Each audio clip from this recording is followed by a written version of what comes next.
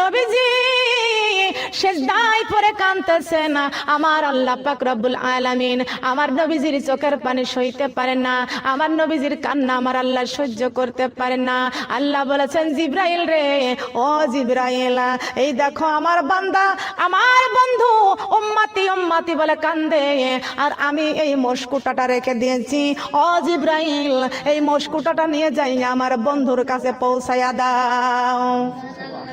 জিবরাইল আলাইহিস সালাম মশকুটাটা নিয়ে আমার নবীজির কাছে মাথার কাছে দাঁড়াইয়া কান্দে আর বলে, ওগো নবীজি, আপনি আর কাঁদবেন না, আপনার চোখের পানি আল্লাহ সহ্য করতে পারে না। ওগো আল্লাহর নবী, আপনি যদি এইভাবে কাঁদতে থাকেন কিয়ামত আবার শুরু হয়ে যাবে।